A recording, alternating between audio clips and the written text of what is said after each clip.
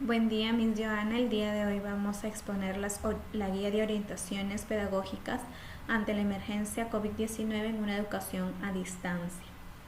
El grupo está conformado por Angie Churros Rufino, Dayana Pasapera Núñez, Fabiola Peña Paestegui.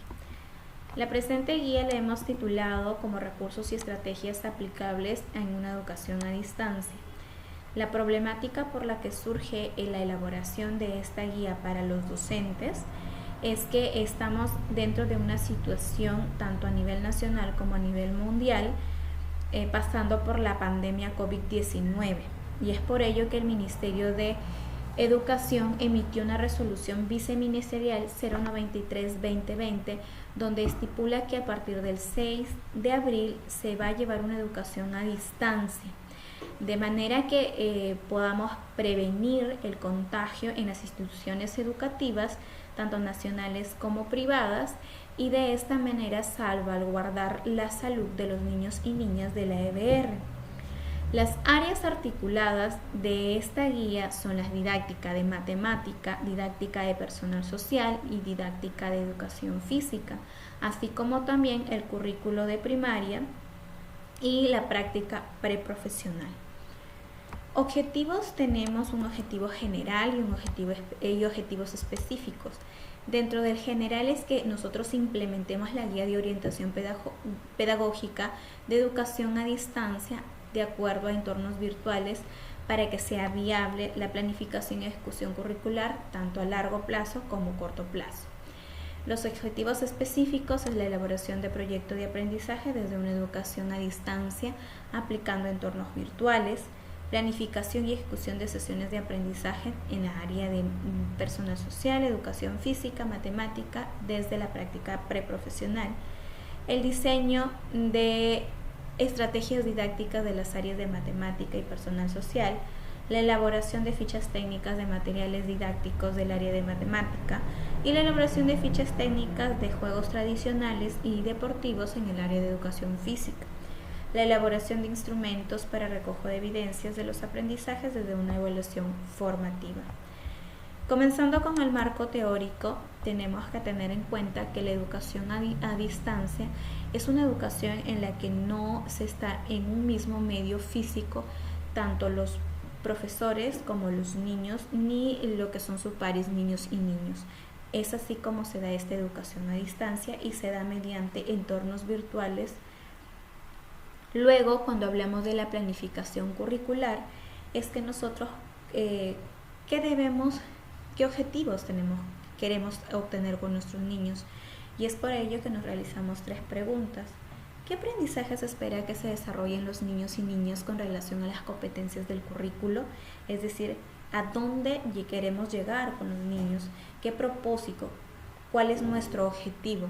¿Y cómo podemos realizar ello? Mediante el análisis de las competencias, de las capacidades, de los desempeños y estándares de aprendizaje y también de los enfoques transversales.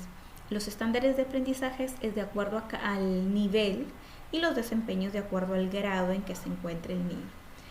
¿Qué aprendizajes previos tienen los niños y niñas? ¿Cómo podemos saber cuáles son sus habilidades y debilidades con las que llegan los niños? Es a partir de un diagnóstico. De esta manera podemos obtener evidencia de las técnicas o instrumentos que nosotros empleemos para poder analizarlas e interpretarlas y así poder ayudar a nuestros niños a desenvolverse y a lograr todos los propósitos de aprendizaje. Y la última pregunta es: ¿en qué nivel de desarrollo de la competencia se encuentran? ¿Cuán cerca o lejos están del nivel esperado o de los desempeños? De esta manera nosotros contrarrestamos los aprendizajes que tienen los estudiantes tanto con los estándares y los desempeños en el que ellos se encuentran. Luego de ello, dentro de nuestra sesión debemos tener en cuenta las orientaciones para el desarrollo de las competencias. Estas orientaciones se dan en todo momento dentro de la sesión y que tenemos que tener nosotros en cuanto a la planificación de una sesión de aprendizaje. Es que primero nosotros partimos de situaciones significativas, situaciones reales y del contexto en que se desenvuelve el niño. para de esta manera generar interés y disposición en ellos en querer aprender. ¿Y cómo aprenden ellos? Aprenden haciendo, es decir, que mientras el docente planifica su sesión, él va a tener en cuenta el estilo de aprendizaje, los materiales que va a poder emplear para que se genere lo que es un aprendizaje significativo en los niños. Partir de los saberes previos. En la activación de estos saberes previos vamos a saber qué tanto sabe el niño o qué tanto no sabe, para así generar una construcción del nuevo conocimiento, y que también podemos tener en cuenta el error constructivo, es decir, el maestro debe tener como oportunidad de aprendizaje al error, generando lo que es un conflicto cognitivo con las diferentes actividades que se le pueda proporcionar al niño, mediando el progreso de lo que está aprendiendo. También aparte de generar un trabajo autónomo, un trabajo individual, el niño también aprende generando lo que es un trabajo colectivo, un trabajo cooperativo con los diferentes pares, con los diferentes niños que están dentro de nuestra aula. Y el pensamiento complejo es que el niño pueda articular conocimientos de las diferentes áreas, generando un pensamiento crítico y reflexivo. Luego de ello tenemos los elementos de una sesión de aprendizaje. ¿Qué elementos tiene? La sesión tiene un título, tiene propósitos de aprendizaje, la preparación de la enseñanza y los momentos de la sesión. Primero, que el título se elabora a partir del producto o la actividad que nos va a evidenciar.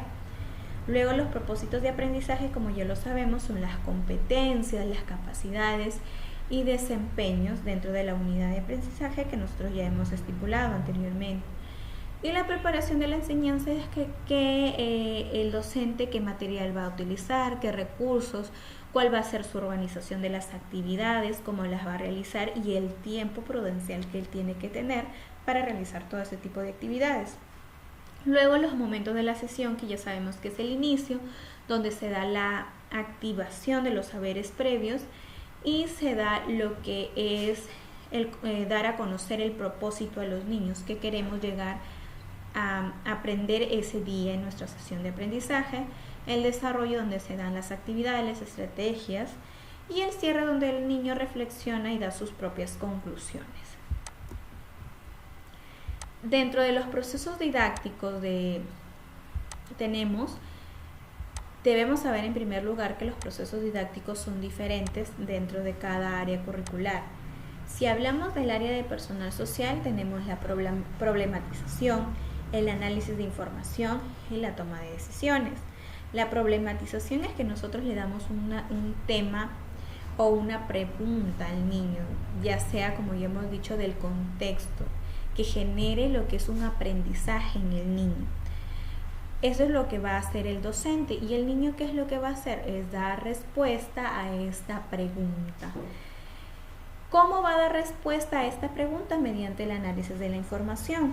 El análisis de la información, como bien lo dice, puede ser proporcionada por el docente o puede ser la búsqueda de los mismos niños. Si es proporcionada por el docente, no solamente se debe basar en una fuente de información, sino pueden ser de dos o más para que el niño contrarreste la información que tiene. Si es una gama de información, el niño busca la información, el niño tiene un tiempo para poder leer, para poder sacar la información principal de que le den respuesta al tema, a la problematización, y en la toma de decisiones es donde el niño va a reflexionar y mediante esta reflexión va a emitir un compromiso. Luego tenemos lo que es el área de educación física. En el área de educación física hay tres fases: la fase de inicio, la fase principal y la fase de finalización. En la fase de inicio es donde el docente va a dar a conocer qué es el propósito, cuál es su propósito de la sesión del día, cómo lo va a evaluar y qué va a evaluar.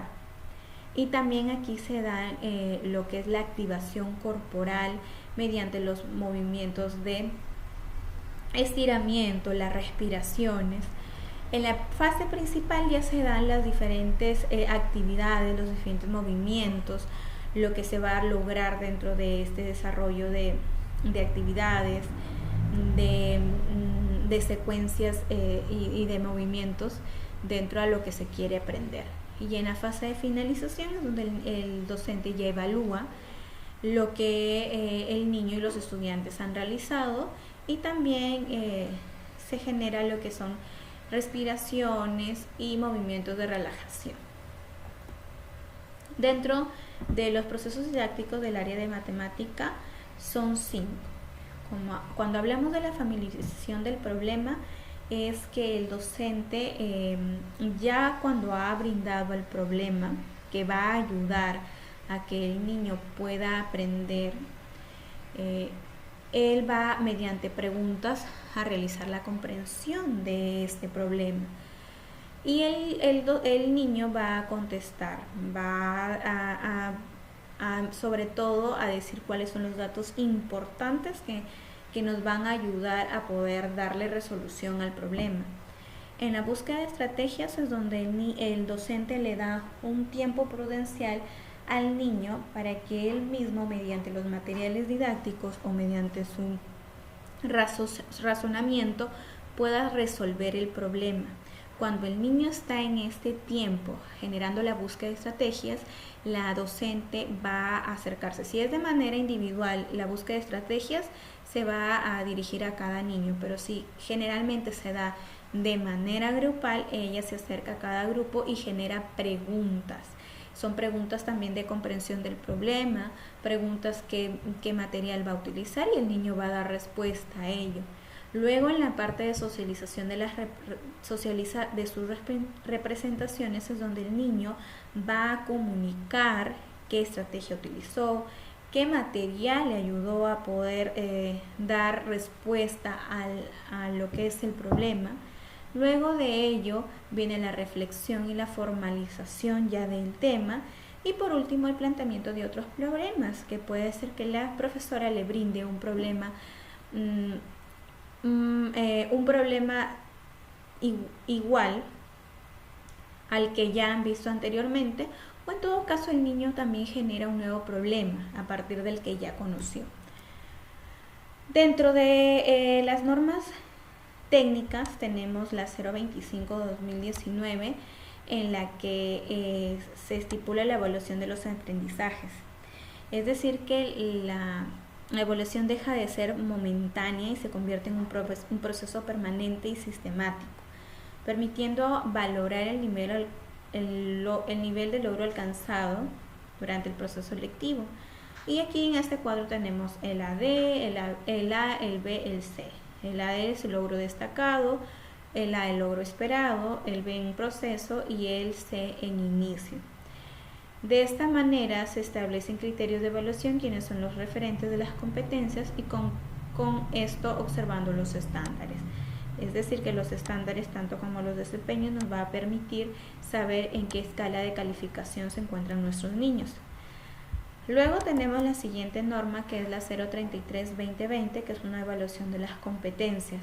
Es una evaluación ya formativa, en la que se busca que los niños puedan desarrollar las competencias, las cuales van a ser evaluadas de manera constante y de manera continua, permitiéndonos saber cuáles son sus debilidades más que todo de los niños, y así generar nuevas situaciones significativas, generar nuevos otros tipos de actividades o recursos que nos ayuden a nosotros como maestros a que ellos logren los propósitos de aprendizaje.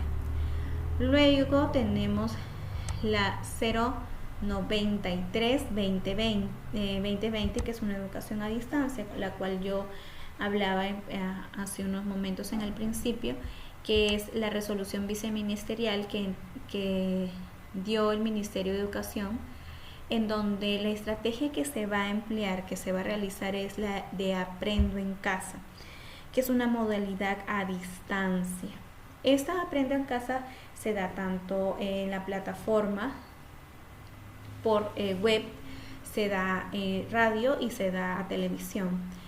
El acompañamiento del docente debe ser un acompañamiento continuo, con una formación, una evaluación formativa. Y aquí el niño va a tener un portafolio donde pueda él tener todas sus actividades, todos sus retos, como lo dicen ellos, para que evidencien que ha logrado lo que es el aprendizaje. También se genera lo que es la misma autoevaluación cada niño de acuerdo a cómo ha elaborado sus sesiones o sus actividades. La retroalimentación desde una evaluación formativa. ¿Qué nos permite la retroalimentación? Cuando hablamos de retroalimentación es que el niño sepa cómo se le va a evaluar. En primer lugar, que el niño sepa cómo se va a evaluar. Y de esta manera nosotros también conocer qué es lo que ha aprendido el niño durante la sesión o las diferentes sesiones de acuerdo a las evidencias o instrumentos que nosotros establecemos para poder recoger esta información. Y ello que nos permite ajustar estrategias, ajustar las situaciones de acuerdo a las necesidades del estudiante, a partir de las debilidades que el estudiante tiene. Y de esta manera diseñar nuevas situaciones significativas para poder generar el aprendizaje significativo y el propósito de la sesión. De esta manera también debemos saber qué se evalúa. Se evalúan las competencias, las capacidades, los referentes que pueden ser los estándares y los desempeños. Luego nos hacemos con qué evalúa el docente. Evalúa a través de instrumentos y técnicas que le permiten generar esta información. ¿Cuándo evalúa? El docente evalúa de manera constante, en todo momento se debe dar esta evaluación formativa. ¿Quiénes pueden evaluar? Evalúa tanto el docente a los niños, como los niños también se evalúan, se autoevalúan y generan también la coevaluación cuando trabajan en lo que son equipos. ¿Cómo se evalúa? Se evalúa tanto para ver qué propósitos de aprendizaje y los criterios establecidos dentro de los instrumentos, y ello nos permite generar lo que es una formación, una retroalimentación en una evaluación formativa. Luego tenemos los entornos virtuales. Los entornos virtuales estamos allá hablando con lo que son las salas virtuales que nosotros utilizamos para poder tener esta educación a distancia. Es un espacio virtual donde hay una relación, una comunicación tanto del docente como el estudiante, y que se da mediante el uso de las TICs con la computadora, con lo que es la laptop, y de esta manera se organizan las reuniones tanto del docente como de los estudiantes. Las plataformas virtuales son el software para el desarrollo de clases, o también puede ser el desarrollo de exámenes. Dentro de las plataformas virtuales, las que nosotros hemos estudiado es el Classroom, el Schoology, el Moodle que hemos podido conocer, el Edmodo, el Chamilo, pueden ser plataformas en donde el niño puede generar un aprendizaje individual, un aprendizaje autónomo. Y la videoconferencia es la comunicación que a través de una red de telecomunicaciones que también se da con el uso de las tecnologías. Eso sería todo de acuerdo al segundo punto, que es el marco teórico. Gracias. Continuando con la exposición, en las siguientes diapositivas voy a dar a conocer lo que es el diseño de estrategias para la implementación de una educación a distancia, tomando en cuenta las diversas herramientas tecnológicas, como también el uso de las salas virtuales que han sido muy favorables en este nuevo reto educativo. Teniendo como primer punto lo que es el PPT interactivo. Esta es una aplicación visual y gráfica que se usa principalmente para crear presentaciones. A través de este podemos combinar textos, agregar formas, imágenes, gráficos, animaciones y sobre todo realizar un video de nuestro contenido plasmado en las diapositivas.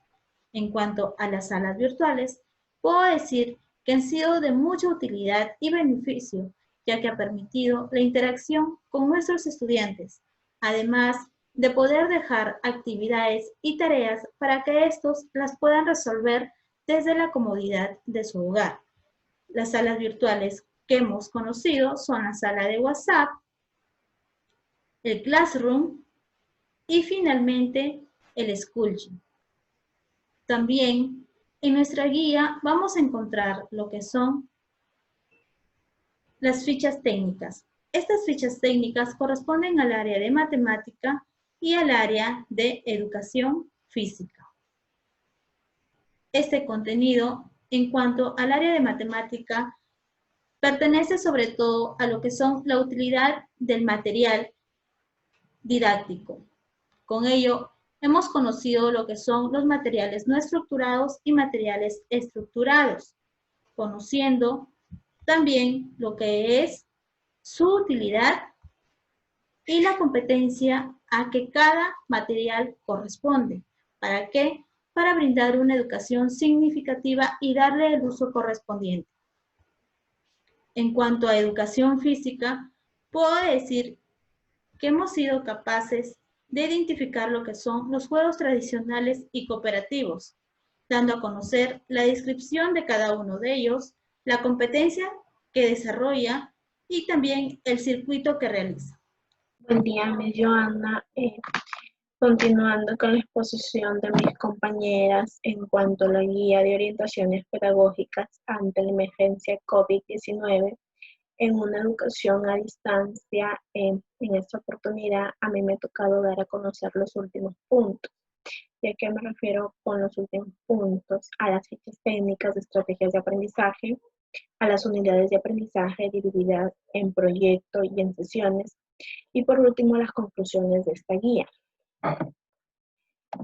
¿Pero a qué me refiero con el hecho de fichas técnicas? Estas están direccionadas al área de matemática.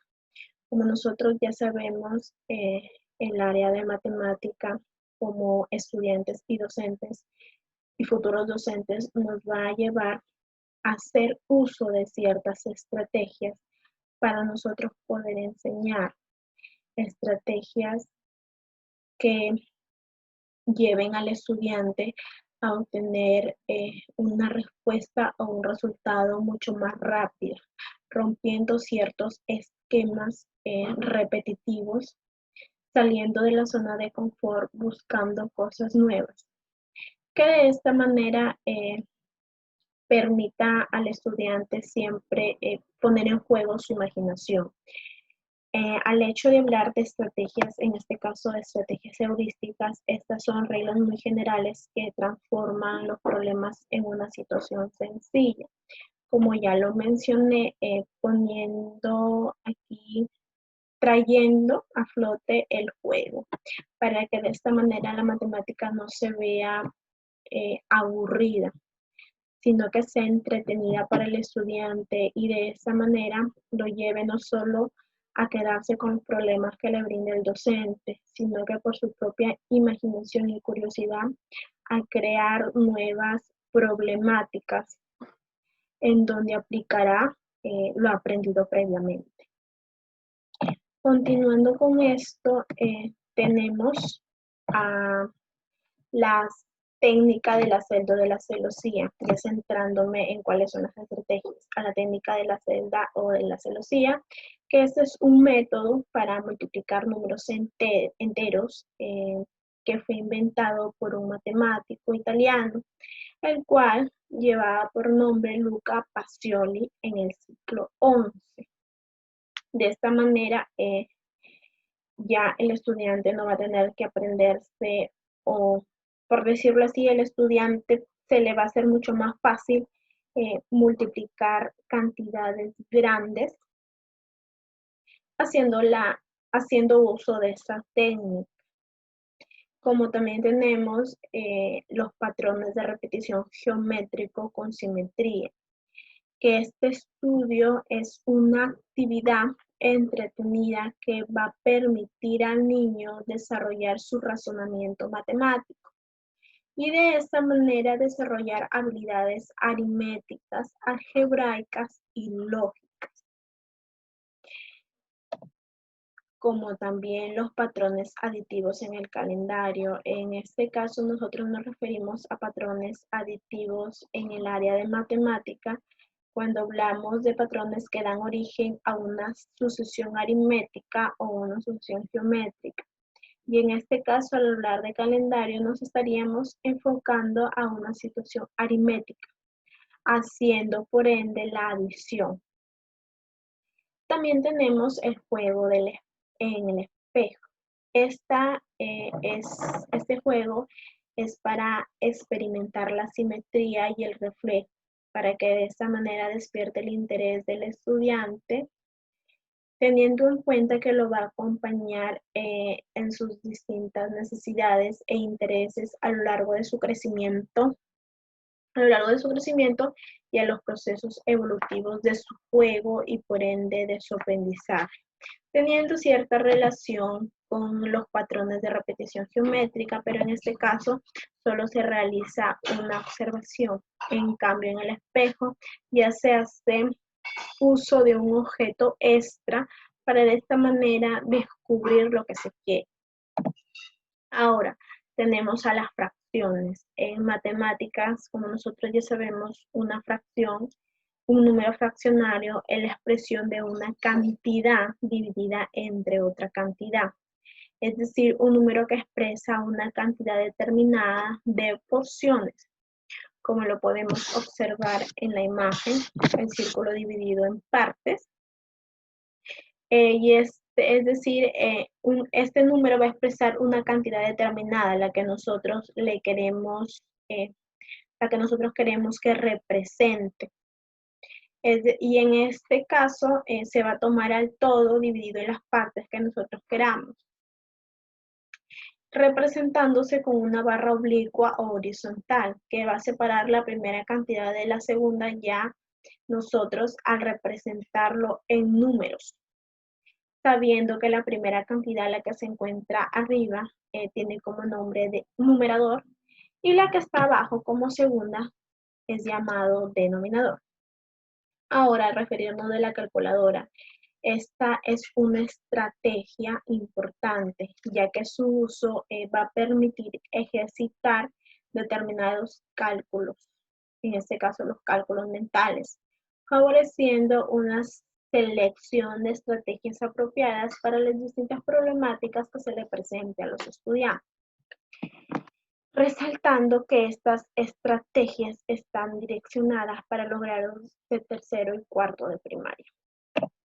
Ahora, continuando, tenemos a las unidades de aprendizaje, divididas en proyectos de aprendizaje y sesiones de aprendizaje. Al hablar de proyecto de aprendizaje, como nosotros sabemos, actualmente estamos atravesando una problemática de salud, afectando en su totalidad a la sociedad en general a nivel mundial. Y como estudiantes hemos sido afectados, como también el ámbito en el que nos vamos a desenvolver más adelante, que es el ámbito educativo, teniendo que buscar una adaptación. Y en este caso fue el hecho del proyecto de aprendizaje, teniendo en cuenta la problemática, valga la redundancia ya mencionada, tuvimos la oportunidad de poder desarrollar esta tomándola en cuenta para de esta manera estar orientados si es que más adelante se presentase una casuística como la presente ahora y ya tener un conocimiento de cómo nos vamos a centrar y vamos a aterrizar en el contexto, en la realidad, no quedándonos en el aire, sino ya teniendo un conocimiento. Pues como sabemos más adelante, nosotros no sabemos qué vamos a atravesar o qué nuevas cosas se van a presentar. Y de esta manera nosotros ya vamos a poder enfrentar la realidad teniendo los conocimientos previos. En este caso, fue tomada en cuenta la situación COVID, teniendo presente nuestra institución educativa anterior. Y de esta manera nosotros proponemos un reto al finalizar esto, teniendo en cuenta los entornos virtuales, sabiendo que se hace una planificación previa con los estudiantes, donde ellos nos van a poder expresar qué es lo que sabemos, la manera de buscar alternativas en cómo lo haremos, en qué haremos, cuándo lo haremos, el tiempo que se va a extender esto y qué es lo que vamos a necesitar para desarrollarlo. Ahora tenemos, como ya sabemos, en cuenta el hecho de las áreas, las competencias, los desempeños que nosotros vamos a, no siempre se desarrollan todos, sino que se eligen aquellos que son en su mayoría que los niños necesitan reforzar, en cuales tienen ciertos inconvenientes, si es que estos estuvieran presentes, para de esta manera nosotros buscar el hecho de planificar sesiones direccionadas a la problemática actual, teniendo los criterios de evaluación con los cuales van a ser evaluados y los instrumentos. Ahora tenemos también el hecho de las actividades, tareas y secuencias. El semestre pasado nosotros tuvimos conocimiento de cómo era esta planificación, pero actualmente el cuadro en sí, en cómo se dividen las actividades, está dividido en actividades, tareas, sesiones de aprendizaje y la competencia, teniendo en cuenta que estas sesiones realizadas tienen que tener una hilación, la cual nos va a llevar al finalizar a cumplir con el producto previamente ya seleccionado. Ahora, en cuanto a las sesiones de aprendizaje, una vez más, debido a la problemática que enfrentamos, estas están direccionadas a esto, haciendo uso de los entornos virtuales ya mencionados por mi compañera Dayana. Si bien es cierto, nosotros no pudimos tener una cantidad de niños abundante, por decirlo así, sino que lo hicimos con una cantidad determinada, limitada, muy poca. Pero eso no impidió el hecho de que pudiéramos desarrollar cada uno de los procesos, orientándonos también con lo proporcionado por el Estado, en este caso las orientaciones del Aprendo en Casa, que ya fueron mencionadas por mi compañera Fabiola, que de esta manera nos permitió planificar y ejecutar estas sesiones, dándonos cuenta que si bien es cierto no hay una interacción presencial, no se dejan de lado el seguir los procedimientos que están direccionados a cada área, porque como sabemos no todas las áreas tienen los mismos procesos. Y para finalizar, luego de haber escuchado lo expresado por Fabiola, Dayana y por mi persona, daré a conocer las conclusiones del por qué y para qué fue hecha esta guía. En esta guía se hacen presentes recursos y técnicas de trabajo intelectual, de investigación y de actividades tanto individuales como grupales, teniendo en cuenta las experiencias curriculares y extracurriculares. También aquí van a poder encontrar instrumentos propuestos relevantes y sistemáticos que va a permitir a los docentes, resaltando que esta guía es realizada para ellos, para que de esa manera se puedan orientar y buscando una adaptación favorable en cuanto a la educación a distancia que actualmente estamos viviendo. Y de esta forma apoyen el proceso de aprendizaje al ofrecerle a nosotros ciertas pautas para apropiarse de contenidos de las áreas curriculares, como son en el caso de la didáctica de la matemática, didáctica de la personal social y didáctica de la educación física.